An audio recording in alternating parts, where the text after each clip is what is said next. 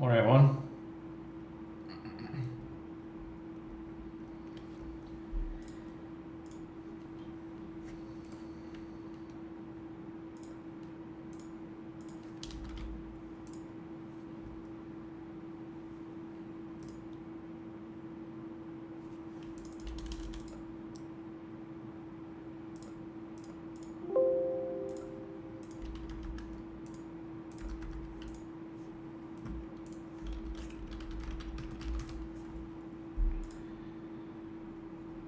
Morning, good morning. We'll get started here in just a second.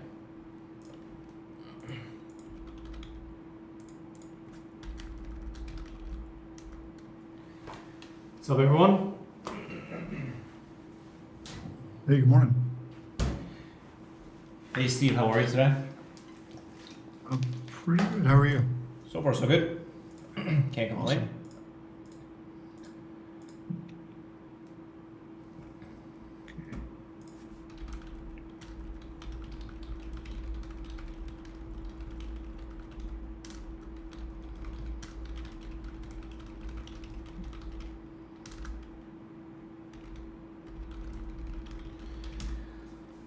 So we'll get started here in just a few minutes, guys. I had a pre-market trade on. Oh, sorry, did I cut you off, Steve? Nope, I'm here. Just adjusting my volume, getting set up in a new place. Cool. So we'll get started here in just a few minutes, guys. But before we do, I had a pre-market trade on this ELAB. So shorted at $5, added at $4.50, got out $3.50, re-shorted the bounce and got out. So that was a nice winner.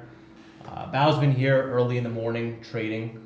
Been kind of getting some FOMO. I've been waking up a little bit late. I've been kind of just sleeping in lately.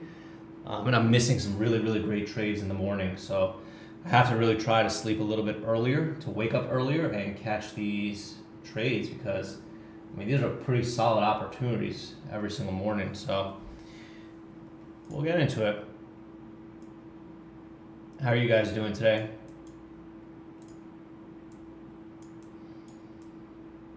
Today's actually my mom's birthday, so I gotta send her some flowers. Oh, nice. That's awesome. Don't forget. Nah, I won't. I think, is it Mother's Day coming up too? I could be wrong. Let me check. Let's see. Mother's Day. Oh, yeah, a couple weeks.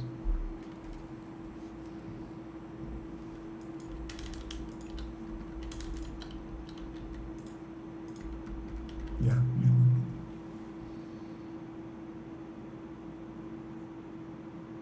And I don't know about you, Alex, but my mom is like impossible to shop for. She doesn't like gifts or much of anything. Do you have an easier time than I do, hopefully?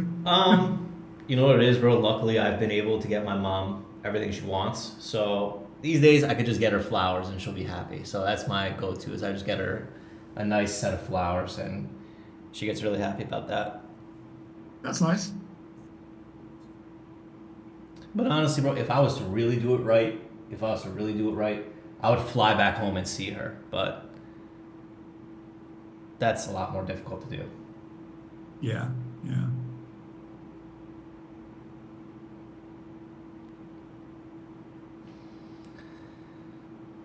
Buy some gold. Yo, that story yesterday was hilarious. Buy some gold. Ah.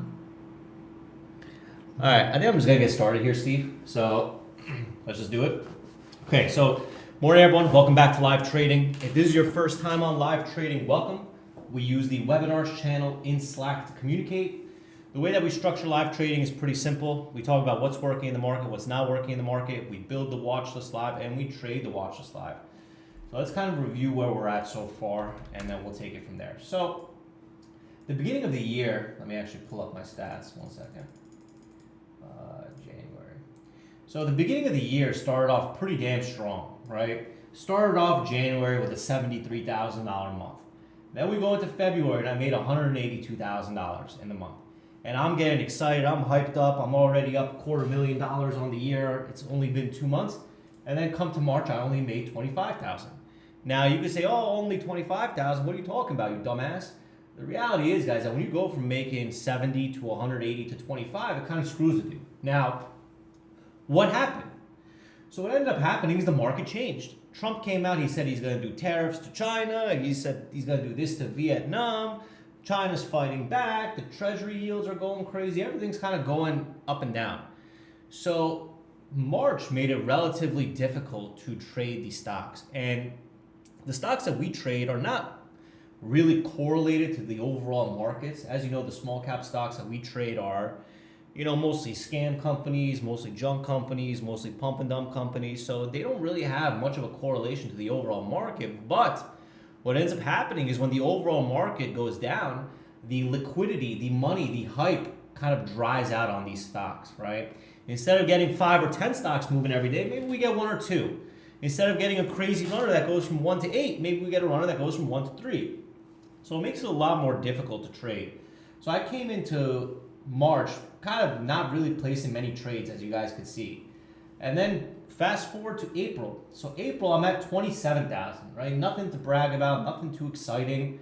My biggest loss of that month on April was $10,000 on the 3rd, which kind of sucked, but the same thing is happening again. So I found myself over the past couple months getting a little bit greedy. I found myself saying the money is not enough. I need to push for more. I need more. I need more. And what ended up happening is every time I would push for more, I would get slapped in the face. So I think it was after April 15. April 15, I turned a really big winning day into a losing day. So although the losing day was only $1,700, I think I was up like 5 or 6 grand. So I lost the 5 or 6 grand plus 1,700. So what is that, like 7, 8, 9 grand I lost. So at that point, I had to make a change in my trading and be like, you know what? Instead of being so greedy with my trading, I just have to accept that the market cycle is a little bit slower. I have to accept that there's not going to be much opportunities, and I have to size down and respect the process and respect the trend, and that's exactly what I'm trying to do. So coming into today, it's the same thing. I'm not trying to overtrade. I'm not trying to oversize. I'm not trying to over anticipate any of these trades. I want to come in with a clear understanding that, the market has been choppy. I want to take the money and I want to run away. And I don't want to get myself into any trouble, because the last thing that I want to do is get myself into a loss where there's not really much other opportunities to make back that money, right? So the first way to fix a problem is to identify that you have a problem. So coming off some really, really powerful months in January and February, I tried to push and get the same results in March and April, but the market is not warranting it. So the thing about traders that I always talk about every single time is that your job is to show up to the market. You don't show up to the market to place a trade. You show up to the market to see if your opportunity is there. If your opportunity is there, then you will place a trade. Oftentimes, people show up to the market and they try to force a trade. There's no trade available, so they end up trying to push and they end up trying to force and they fall on their face. After doing this for 11 and a half years, I've fallen on my face enough times that I'm not trying to do that shit anymore, right? So these are just the daily lessons that, I want to remind you. These are kind of like what I want to say to myself before trading day, so that I kind of remind myself what type of cycle we're in, what type of action to expect. Because if not, my mind is wired to just freaking attack, right? And I have no problem attacking, but if I'm attacking when there's a day with lack of opportunity, then I'm actually the freaking idiot, right? Then I'm the idiot. So with that being said, guys, let's get into the overall markets now. So let me put this P&L thing away. So let's get into the overall market. So I'm going to talk about this ELAB trade in just a second, but overall market. So overall markets are whipsaw, up, down, up, down, up, down, based on China and USA tariff headlines.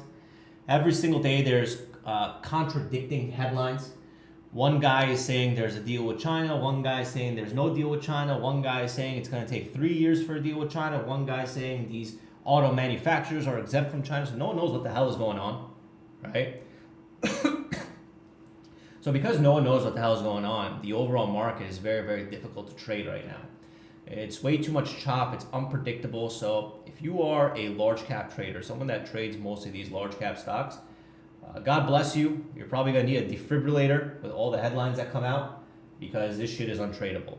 Everyone's always waiting for that mega deal with China, but there hasn't really been much progress on any deals if you think about it.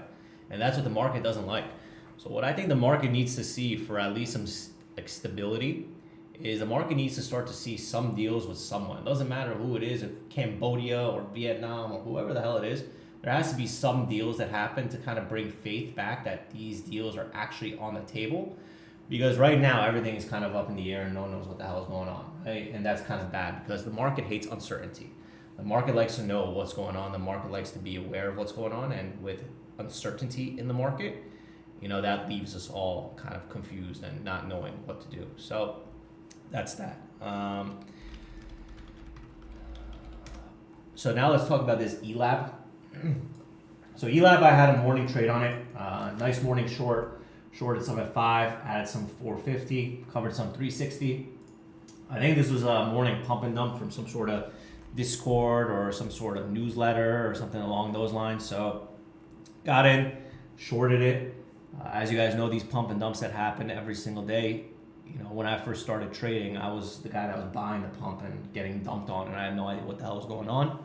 And now whenever we see some of these pump and dumps happening, I like to join the trend and short them. So kind of really nice trade on this. Made about, I don't know, $1 a share here, and made another 20-30 cents a share here. So in total about $1.30 per share, which was great.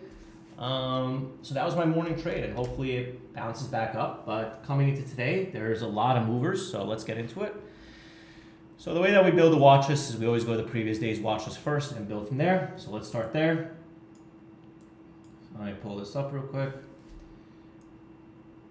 Usually I have this all prepared, but I was a little bit late today. So yesterday's trade, I made $697, nothing crazy. Okay, and let's get started. So let's look at the previous day's watch list. So UPXI. So UPXI, this is a stock that I traded yesterday. I ended up going short at $12. I ended up coming down, took my money and left. I think it was like $600 in like 6 minutes or something like that. So I took my money and I walked away.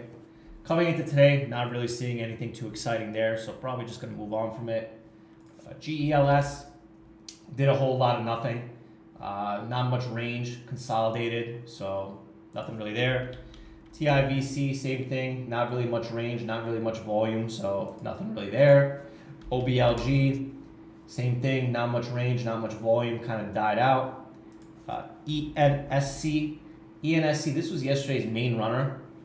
I think they had an offering and then kind of reclaimed the offering, so rather weird price action. But if we do get a bounce, I see 380 as resistance, I see 407 as resistance, and I see right around here 430.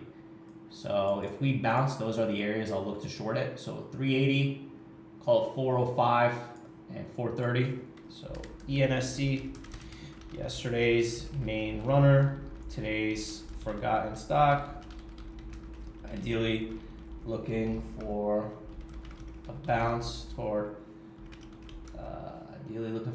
towards 380, 405, and 430 to short. Okay, next is SNOA. SNOA. Can you make an argument to short this bounce? Maybe if we get high enough. So I see kind of around this 420 resistance. I see around 440 and maybe 460. So SNOA, 420, 440, 460 lines to short. SXTC kind of came back down, now approaching day 3, so nothing really there. So the previous day's stocks are pretty much all over with. So looking at what's moving today, there's LGCB. So LGCB, I like this for a bounce towards VWAP.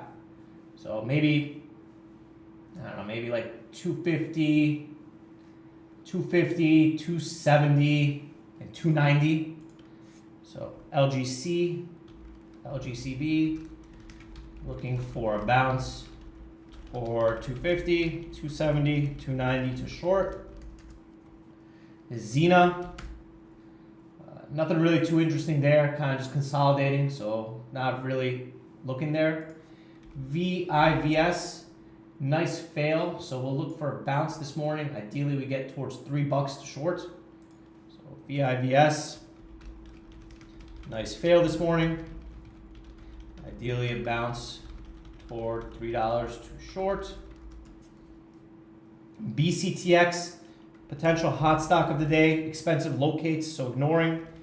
Potential hot stock of the day, expensive locates, most likely ignoring.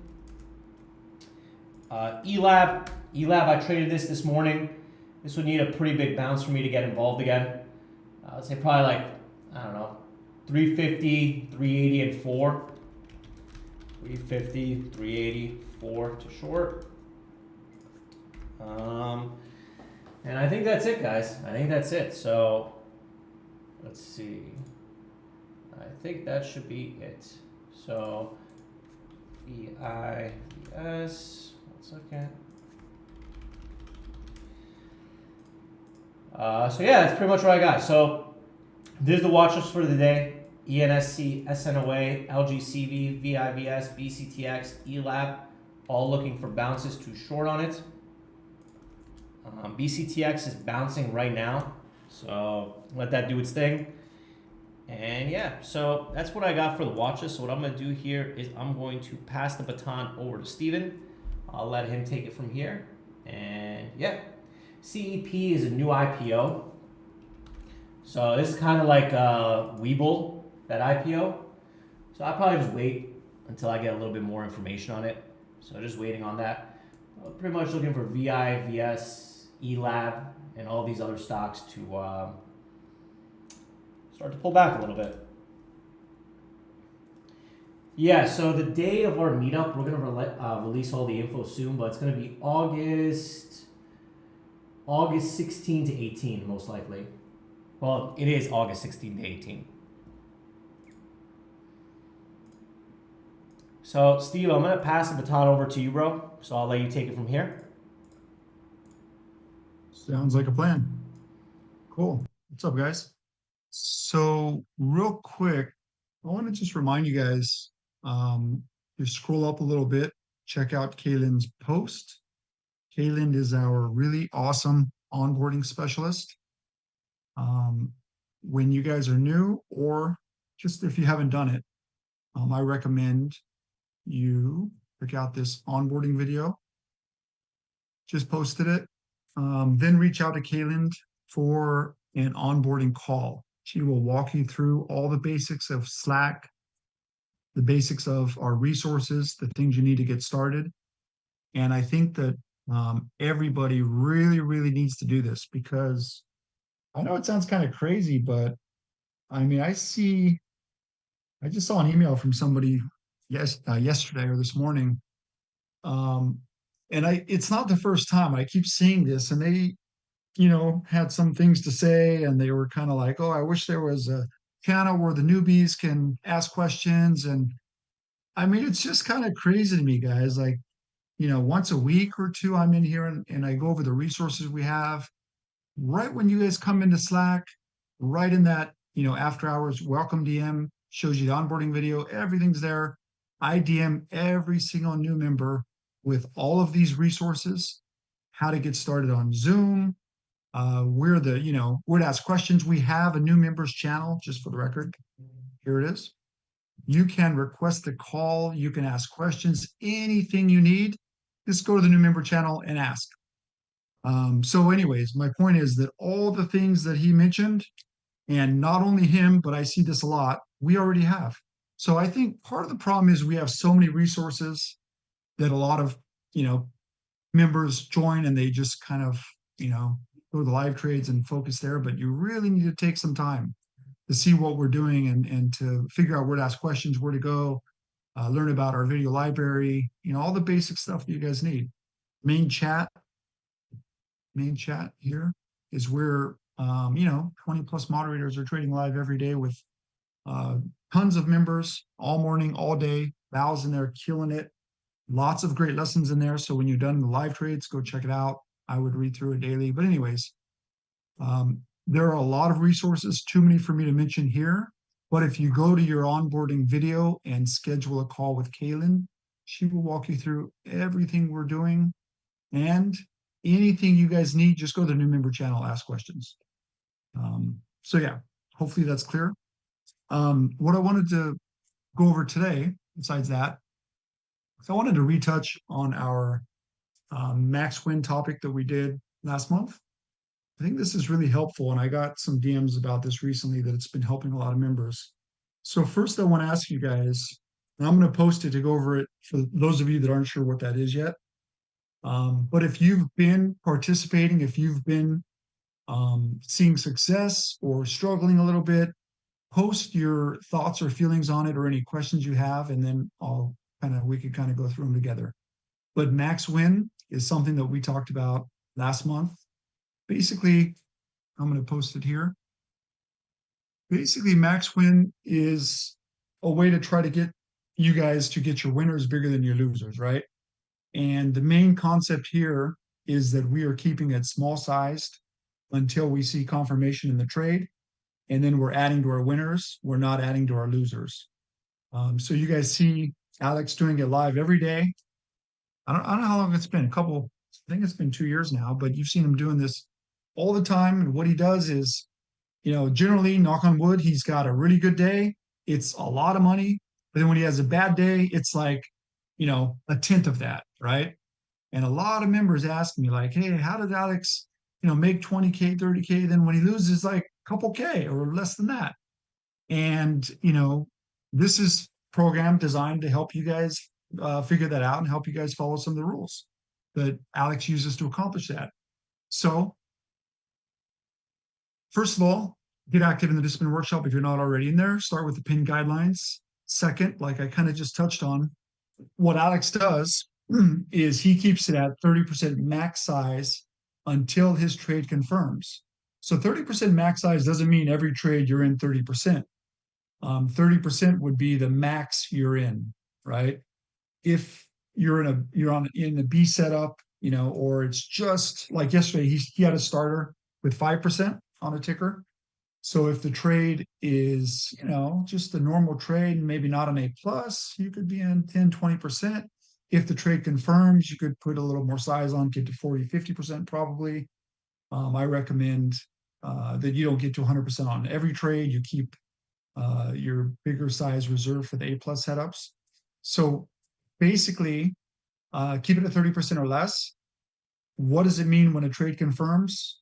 This can be basically set on your process, right? The things you like to see that happens, but generally it's adding to a winner. When the trade is confirming, you're trying to get bigger size. When the trade is going against you, like you're scaling or whatever it is, you keep it small. So some things that I look for to add, it would be like a death candle, a stuff or rejection off of a key area, or a key support break if there's plenty of meat on it. So basically, the stock is going in my direction. There's a lot of meat, and I'm trying to add as the stock is going in my favor. If the stock is not going in my favor, I'm never getting above that 20 to 30% max size. That's really key. Like I mentioned a second ago, 100% size is only reserved for your A plus setups. Otherwise, 40 to 60% size is best. This is also key to kind of get those bigger win days versus your losing days, because your A plus setups should be the ones that you see the most success on. They've got a higher win rate. So those are the ones that you're generally sizing in more after they've confirmed, right? That'll help a lot when you go back and you look at your P&L for the month, for your several months for the year. Those bigger days bigger size days should be reserved only for your A plus setups. For Alex, that's first red days. So whatever that is for you, it could be low hanging fruit, could be first red days, but where you see the money generally coming from should be reserved for your bigger size. So in the discipline workshop, when you guys post your charts, post an arrow to your add confirmation spot. This is the spot that you went beyond 30% size. We had a lot of members posting this last month when we did this program. We did it for about a week, and it seemed like a lot of you guys were getting helped. I mean, I saw a lot of really good charts. I talked with a member a couple of days ago who was still seeing a lot of success with this. But I think it's good to kind of do a refresher on this and get you guys back into the groove of it. When you guys post in the workshop, Tag myself, Arig, Andrew, tell us how much your win or loss was based on your total risk amount. So if you're risking whatever the number is, if you're a new trader, you're risking $50, $50 would be 1R. If you won, $100, then you would have won 2R, right? So you don't have to tell us the number, but just give us an idea of how you did based on your risk amount. Then we'll review your chart and possibly share it here so that others can learn. So yeah, I hope that makes sense. Feel free to, like I said, let me know if you guys have still been doing it, how it's been working. I know, like I said, I talked to him a few days ago who's been seeing a lot of success lately because it's been really working for him. And yeah, it seems like I still get this question a lot, so I just thought I'd do a refresher course on it. But um, I don't know about you guys, but when I was a newer trader, actually, I'd say even before Alex's live trades a couple years ago, I would generally, if I like what I'm seeing, I would look to get more size on generally. But for the most part, I wasn't following it so strictly to keep it 20% or 30%. Since I've been doing that the past couple of years, yeah, it really does help, and it really does do wonders for your P&L and your overall results. So I definitely recommend focusing on that. The problem I see a lot of traders have is when they're in the live trades, when Alex is entering 10%, they're entering whatever, 50% or 100% of their size. And then when Alex has plenty of room for the ticker to move and breathe and go against them if it has to before it starts working, they're stopping out. And I get this type of DM probably once a week from members who are struggling and say they just couldn't make it work. And that's always the problem, right? So you've got to define your max size. Whatever that number is, that's the amount that you're comfortable going into a trade and losing. If you're newer, like I keep saying, you need to keep that number really small. But whatever your max size is, start with that number.